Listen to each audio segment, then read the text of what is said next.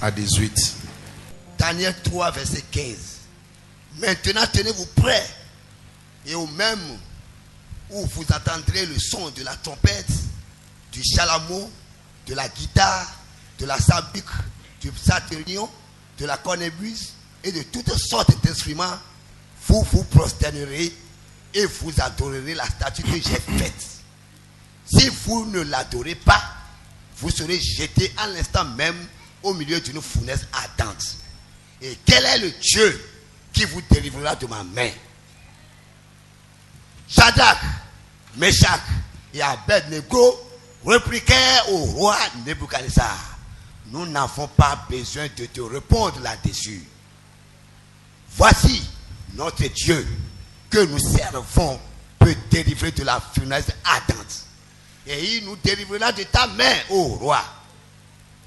Sinon, sache, ô roi, que nous ne servirons pas tes dieux et que nous n'adorerons pas la statue d'or que tu as élevée.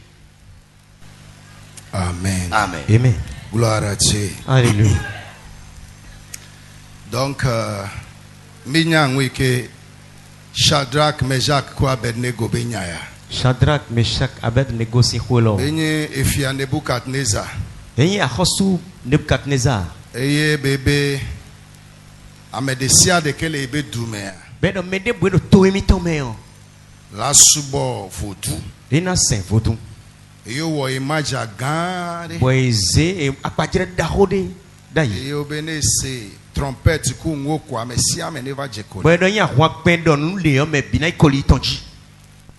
E de kaje ton ya Israelite we. Bo dawe via ton le Israël vile wen. Ozomo va do amebe yo la ji dowo. Ye watu me bona wazo e. Wawa be ma wa enye Elohim. Mawi teleton Elohim. Ye wa be sia enye be mba jekoli na enwu bude pe o. Bo say de to eno ye ni mai kolijini debu no.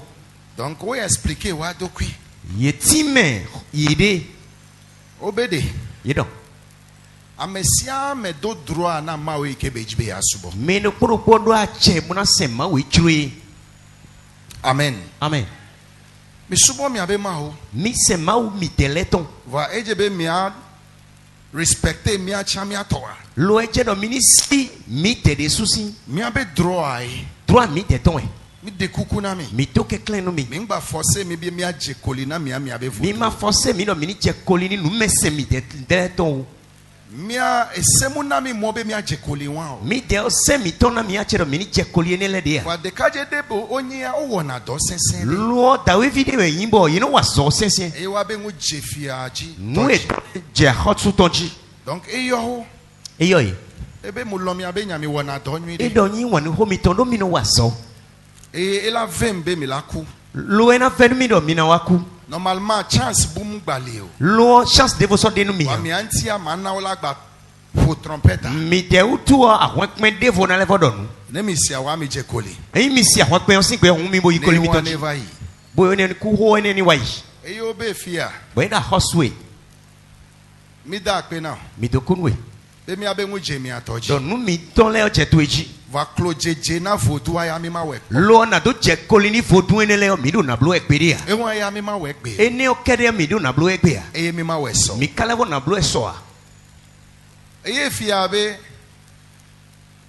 nej mubiji le mi anti fifia me kaela ten homele alonyeme. Bo hosuwa no di do ni wero. Eyin si ho me do mi do kan ho lo metiyo. Me me na si wa hwen mi si alonye to me. Amedemu leo. Me de bude a. Ye nyen Nebukadnezar. Bo nye Nebuchadnezzar. Sibele ke mu blongade me va ya. Nebukadnezar le Bible me ibe gamele sibe trompe egbe. Nebuchadnezzar si wenu echi di trompe do ndo egbe. Edu dekpepe mule. To de bude de. Ye ya muten degbe na ho. Bo ye masi de gbe ni ye. Ye le control hi ha me gawa me. Ye wero pe o me contrôler wenenu. Ye wo ano ibe ngo. Bo wena wa do nu kon ye ton. Eye ne glon ana glon. Bo e do ana na hosi. Obe fia. Era hosu. Akpe kaka be mi atoji toji. Un to kunu do nu mi to che to Wa ji. mi mo le jekoli. Lo mi no kolio de na chewe. Egbe kuso. Ekpe ko so po wa. Mi abe ma wu ya kemu na mi mo be mi asubo ngubu o. Ma wu mi to e ma na mi pe do mi ni sen hun de fo wa. Mi to kado jide le me. Mi don didi de le ye me. Bedo capacité. Do ekpe nu. La tu kanami. Bona tu kanomi. Voanenye be jobe mu tu kanami chao. Lo anye te wa jebo ma tu kanomi ya. Mu wonde o. E wa ndeboa. Mi préférer be mi aku. Mi ikpe do miniku. Le kudo mi abe conviction ya. Po ndidi mi don wikwe mi to elo po. Ubede. Udo. Mi la tasi mi abe hosi ala je kolina fu. Do mina jo ndidi mi tele ton do mona je kolini nu mesen. Bede. Yo so dezo ame. Bo ze nyi do mi ome. Ahoso abiji. Akhosu si home. Donc ogba chauffer zo awole ko chauffer ne. Ene onaki edo na bedeme elevo bedime kona boni O chikanchi. chauffer so do nouveau de ya. Ye dozo ganji be jetene me. Mais ko le so dozo ame anto lezo. Me wado mena pikpe wedo mi omele o menele su wuli so bo fio. Donc imaginez. Bon, wade su concert de jozo Wabe wul awole kona o. awudo koni etele. O so dezo ame. Ye pikpe do mi ome. Kaka ole gede zo ame ya. We kyo do mi ome bi Ame o. bude le no te po. Me de fukoro te ko eroto. Ye zo amuka o. Bo mi ene o che ulo. Abe edacha Da etondo pole mi o che uwa. mufion. Efio. Wa mo jibe mi akpla ngo de le me. Mbabo mi ni ikponde da pande we. Gloire à Dieu. Hallelujah.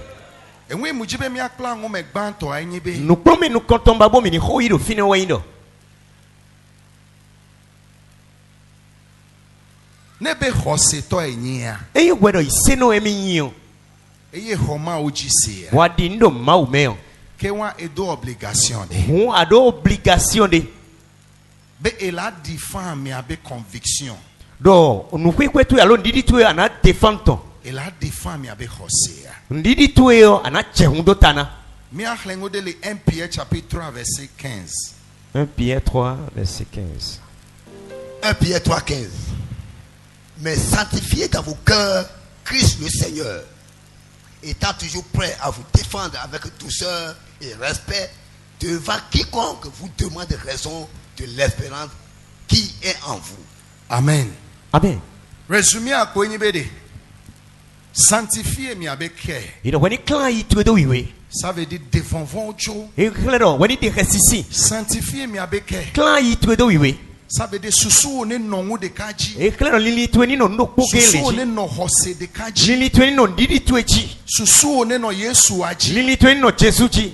Eye no prega si agame. Wando pesi some wele Be binu. no bio million fois. Yen kambia ya son nambide. So mi abe hose anti. Sin ndidi tu ewu. No prebe la defend mi abe Anano pe hose. some bona chehundo tani ndidi tu e. Enwe verset ale glan wa. We verse ori diro yani. Enwa we Shadrach, Meshach, Abednego. Oh. Enewe Shadrach, Meshach, Abednego leblo. O le defend wa be conviction. Ndidi eton ero hun chedo O tanawe. le defend wa be hose. Ndidi eton ero hun chedo tanawe. O benemi kucha. Yero minabo tekuo. Mi préférer be mi la kule mi abe hose me. Mi yikbera mi kudo ndidi me. Ube ekula de mi jole mi abe hose be mochi. Udo kuna wa de mi sin ndidi mi tonsian lichi. Egbe ya. Ekpe yo.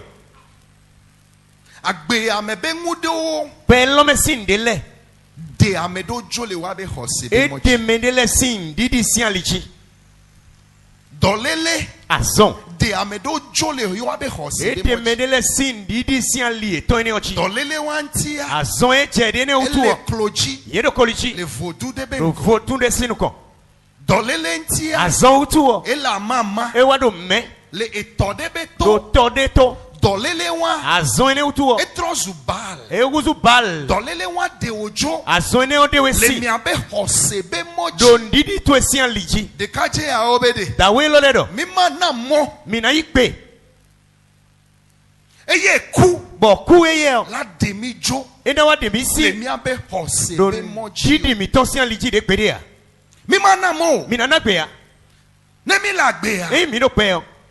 Hose ya e na mi la gbe. Ndidi mi ton we zomba mi koro pe.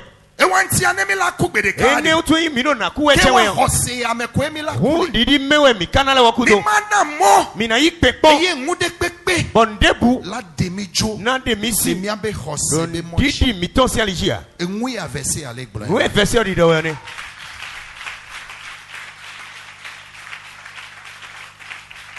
Akpena o efia. Untokunu ya hosu. Be mi abe ngu jeto Do oji. nu mi ton le chetu echi. Vami le sorry. Lo mi do sorry. Mi ma jekoli o. Mi do kolina chewe ya. Hose ya kemi doa. Ndidi e mi do. Mi mu le tro. Mi do kona lewe ya. Le hose be mo Do waji ndidi mi o. tonsian lichi ya. Le veve se seme ya. Do verse se me o. Mimu le tro. Mi do kona lewe. E kuchama na mi atro me Ku kasi bloka kama mina leko de Obe toya. mi abe ma wa ke mi subona. Yedo ma we mi no seo. Mi do hosele me. Mi do ndidi de me. Be edo capacité. Do edo nu penu. Eye bela de mito. Buena de mito. Eye bela tukana mi. Buena tukanu mi. Eye bela homi le mi abalome. Buena hule mi si an lo Fwa me. ne nyi be mu homi chawa. Lo ye kawa chebe mate hule mi Ke ka. wa yento ade. We ye de suno. Ejure be mi akule mo wa chi. E chure do mi ni kuda Don ni ne ne mi chure. la gbe ya. E mi do pe yo. Mi la gbe na Yesu. Mi do pe nu Jesu. Eye ni mi la kucha. Mi kado na Mi kuwe yo. la kule Yesu ame. Mi na kudo Jesu Wa ame. mi ma je kolina mi abe Mi vodua. kana Po. chekoli nu mese mi to po.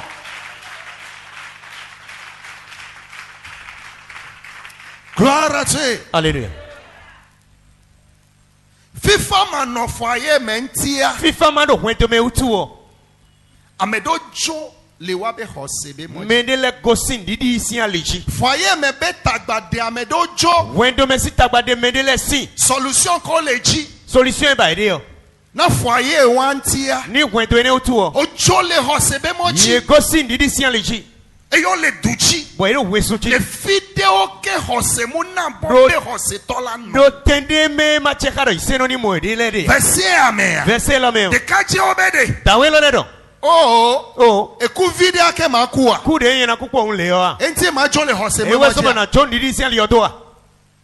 Eku ma dem jo le hosebe mo ji. Kuna de mi sin didi chesi aliji ya. Tolele ma dem jo le hosebe mo Ason ji. kalo na de mi siwe. Aya dudua. Ya chichi ya. Mutu ikpo. Ndu konsi. Edo wa me a. Proversi me. Edo wu mpo. Proversi mi pon. Tolele a. Azon. Mule dokpo. Mucha so pon. Engu pe a. Wiya. Mutu nkpe Ndu kpo. wiya kpo. Anyi jeje a. Ayi chichi a. Mucha anyi Mucha kpo. ikpon. Engu de pepe. Nu debu. Magba de mu jo. Esana de Le misi ya. hosebe mo Do ji o. didi si aliji ya.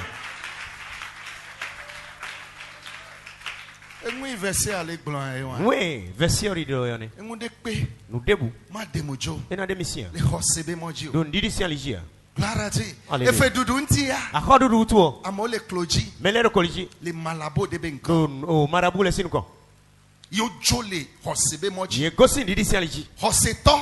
Isero. De afo. Eda fo de Que le le de. contraire. De Na no yibe konfo. hose. De Situation de nti. Ni no mede utuo eno Obe de ne mi apopo. mu je koli o. Ero mi kuna Mina chekoli. so mi dezo ame. Mina se mi do mi Obe ome. fia. Eda haswe. Akpe kakaka. Tokunu eme. Emu de kpe ma vivi nam. Debu na vivi mi so. Ube ma kule hose nyame. Uro o. makuro ndidi me. Ne mu la gbe ya. Eyi do kwe yo. Mule hose ame. Ulo isi ame. Ne ma kuwa de. Ikaro na kuwa yo. Ma kule hose Makuro ndidi nyame. me. Ewa ya na be hose to. Enewe no yaro iseno. Ewa ya na be hose to. Enewe no yaro iseno. Ame ake hose able. Mede ndidi bla. Eye mlo anyia. Bembla yo. Hose able. Ndidi ble. Efo. Efo. Hose Ndidi able. ble. Le jijomea. Jijomea. Hose able. Ndidi ble. Le veve sesemea. veve sesemea. Hose able. Ndidi ble. Le nkokomea. Le kikomea. Hose able. Ndidi ble. La vie fafamea. La vimea. Hose able. Ndidi ble. Ye ngude pepe. Ndebu. Mule dejo. Ndebu Le na- hose ameo. Ndebu na desi Hose sesemea. able pam pam. Ndidi yo ble de. Oyo na be hose to. Ewe no yaro iseno. Egbe a hose to nene le agbe ya. Egbe yo iseno na biero kwe ome. Ame nene la gbron be de. Me na biyo na sido. Ne mu la agbe ya. Eyi do kwe yo. Manu agbe na Yesu. Nano kwe ni Jesu. Eye manu agbe ne kaka so gede kume. Bo nano kwe ni kaka biya kume. Ame nene la tengblo. Me na biyo na sido mo.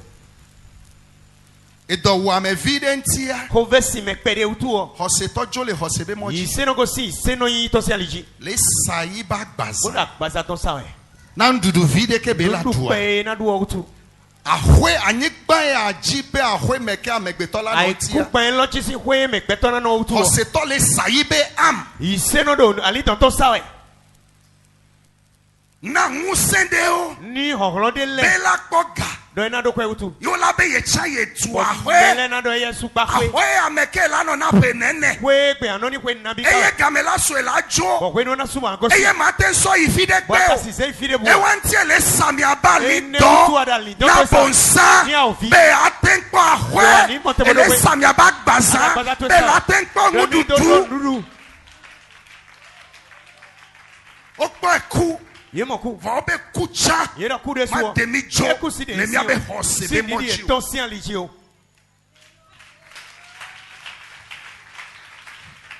hose to nwi de Iseno da be. esubo ma o nwi de De se ma oganchi. eye dogble ne Wa so glede. Gameke dogbene Wene akwa. aso pleto ko. Hosi alefa. Ndidi ton jafaji. Eyi megbe. Eyi gudo. Eyi megbe. Eyi gudo. Eyi Eyi megbe. gudo. Kwa ola no pomfone. Boy na no ko dani we. Kwa ela pasa E na odo. kwedo mele. Muleji ed. Ndo alogo ba. Muleji do. Ndo asoba. Do akegle na wa. Aso ekple to mi. Mekai so na Me osa. wen na we dai. Mekai na odo Me wen wansa. na we aso ni Sante dai. akegle na wa. Sante ekple to we. Mekai so na osa. Meweka na we dai. Foye akegle na Wewe wa. ekple to we. Mekai so na Meweka osa. na we dai. Ahwewa akejola lo Meweka mea. kosi ano tebe. Mekai so na Me osa. sen we dai. Mekai so na osa. Me ka we sen we dai. Eye be gbajola lo Boy me. wa kosi ano tebe. Eye dogbele na Me mentia. aso pleto me utuo. Ejole ma obe Akosi mochi. ma usi alichi. Foye gbegble ntia. We do to ekple utuo. Ejole ma obe Akosi ma mochi. usi alichi. Efe wantia. Aha utuo. Ejole ma obe Akosi ma mochi. usi alichi. Eye le jekoli. Wado koli chewe.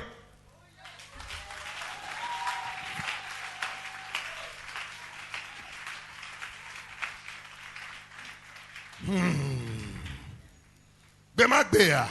Asa ine gbe o. Bema gbeya. Asa ine gbe o. Elanya po. Ena yo ponta. Gameke afeto Yesu. Wenu La to mi to didi le Jesu. yibe gloire. Ena jetero ki Eye koto me. avi fafa. Wa vi. Church me be la commencer le. Amisa we na besi.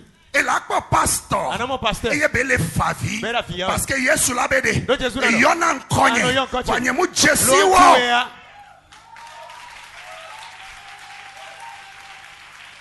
Elakpo amede o. Anamo medele. Kele amegbeto be Ero ngo. petole nu O kume. le sigbe Ye sen. chiri me wiwe O do. tina ba me o la nyabo le jojo Ye me. baro me no baro me Le no be ma to. gbeya. Gbere gbe o. Elakpo. Anamo e. Eye Yesu la be nye mu Jesi O wo. Jesu na no mi Eye kutu. lakpo amede o. Anamo medele. Ko condamné. Ye condamné. Ko be mu le jojo me Ye o. kuro Ko be kweji o. mu so ma o Wele go. ma ko Ko si bo ma yina go. fugo me. Wele no ifugo le. Elakpo Anamo le e. Yesu ba Do Jesu si adame. apa.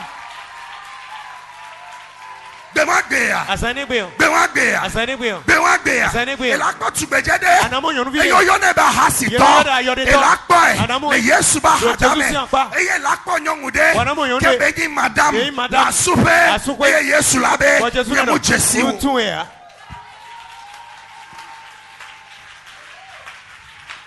Bema gbeya. Asane Elakpo gbeya. de kajede. Anamo dawede. Koso dade gakpame. Yes, to gakpame. Eyo be fifi. Bere jato. Eyo be amebada be Ye ni. dokpeto yenye we. Elakpo e. Anamo Le e. Yesu ba Do Jesu adame. si apa. Eye lakpo Wa amede. anamo mede. Kele church be Ye na moji. misa sali ji. Idindo kusu Santa zame. bebe gbada. Eye be la joge. Wero so. Eye Yesu O labe. Jesu na Nye no. mu Jesi wo. Utu ya. Nye mu Jesi wo. Utu ya. Parce que hose to gbogbo de wa. Do ise no supo. Ona gbeya me be nono me. Ye do gbe lo si no meme. Trozu bal. Egusu bal. Ede ojo. Ede Le si. wa be hose. Sin didi ye tome. Ma one pede mi anti. Ma oni gwa lo nu mi. Ne mi asubo eso yin Bo wo. mi ni sen vivo. Wenye to ti me aya. Ye to ti me Ye ya. mu la yin gba Ye da ajia. ikumo ero ji. Ye mu kamolo. E ka mi yeme. Semafu. Semafu. Ike lagbajo. E te na boje. Eye mu jọpọ. We ma che po. Edoya kele wuwa. Ako bere si we. Edomu wo pọ. Ko be si we po. Dọlele akelele ya. Aso jade. Egbantọ ewa. Nukoto ni. Edoya kegbele na wa. Aso ikule to we. Egbantọ ewa. Nukoto we yene wa. Ye lana bela de ojo le ma Bo wu me. anas enwe na de we si ma u me. Ye bela ne bela de ojo le ma wu Bo me. ana yi gbe bo na de we si ma u me. Ewo de ka be fọ ye egbele ya. We do kono si we do ke Ewo ko. de ka be vie kuwa. We do kono si vie ko Ewo ko. de ka edọle wuwa. Wede kuna ko be Ye si lana we. nono me wala de ole ma wu me. Bo ni no me na de we si ma u ko.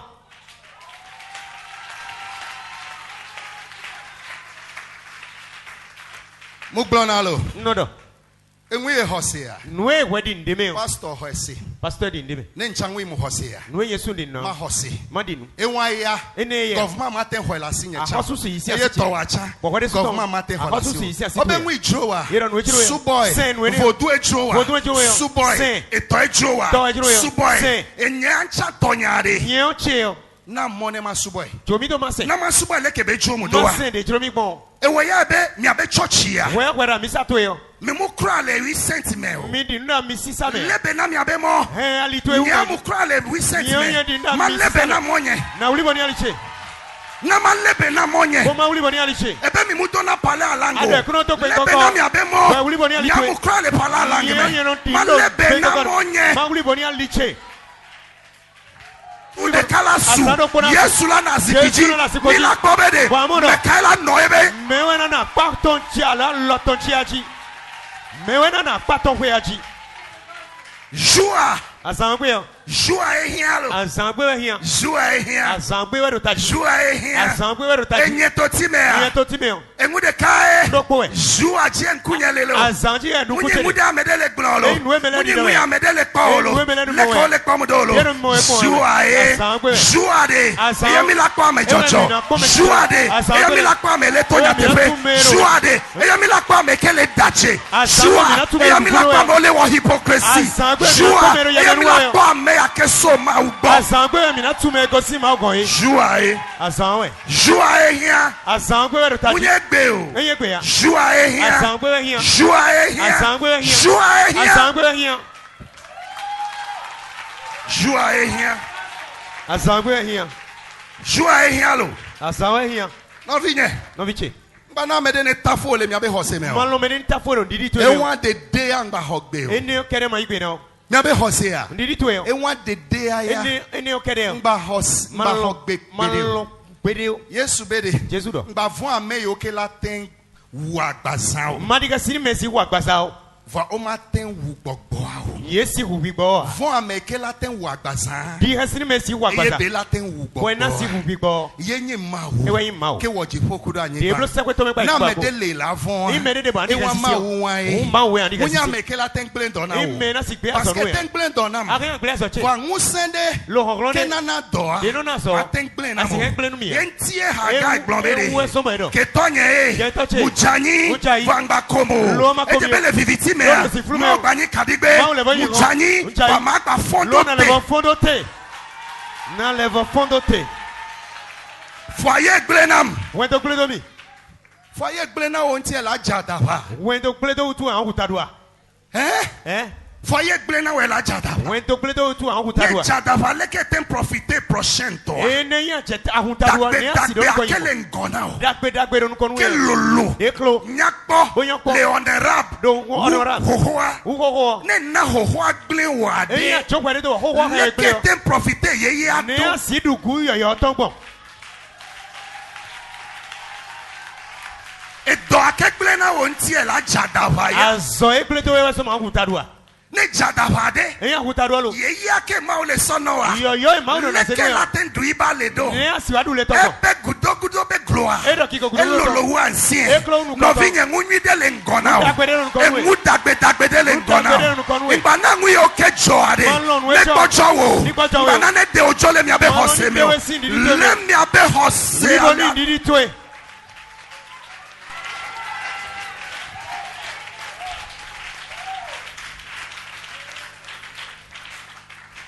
E no nye keji ma eji nyo e de sun ameton. No chechi mi o da so aton.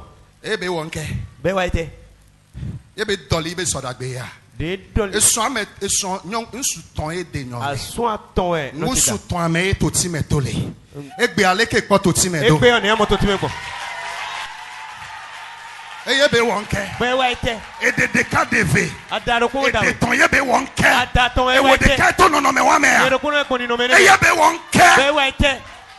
E be wonke. Be wa ite. E ye be wonke. Be wa ite.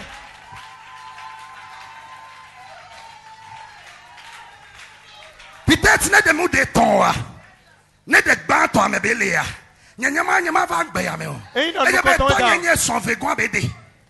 Touch we ya Donc, su we ma da. un erreur. Ma uno bleu re. Et toi, il y a son vegan bédé. Touch we ya Et su we da. vegan, mais il y a tout ti metole. We go me to ti me Et to. be a tout ti me. E pe ato ti me die. Chao. Ahuaga souvino. Ahuaga souvino. Do Jésus me.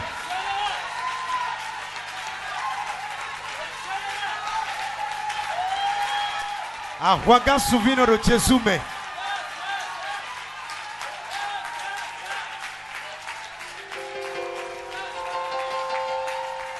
Et quand tu as gblé. Nous comptons Et blé. vegan gblé. We go blé. Et nti anke. E we so mete.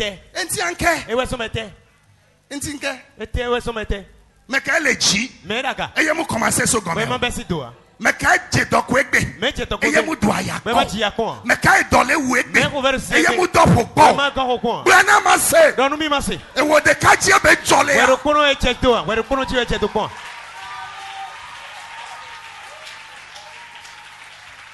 Ewo de katie bele jole ma. Wero kono chi wero chicheto ya. Eye la na no me wala de o jole ma o Bwana me. chokwa de ni nomena de Eye la wesi na na no me wala na wa dapa. Bwana chokwa de ni nomena na wetarua. Donna Godé a tuare. Eh honde osudo yo. Et la fa vivide. Anaya vipere. Vois tout toi d'assis. Lo susu dasi. Na glona doki Oni obede. ndonu gwede. Agboyeye de le. Oyo yo de de. Enya pa ude ya. Enya pa ude ya. Elolo ude ya. Eklo ude ya. Engunyo le me ude Dake ya. me ude yo.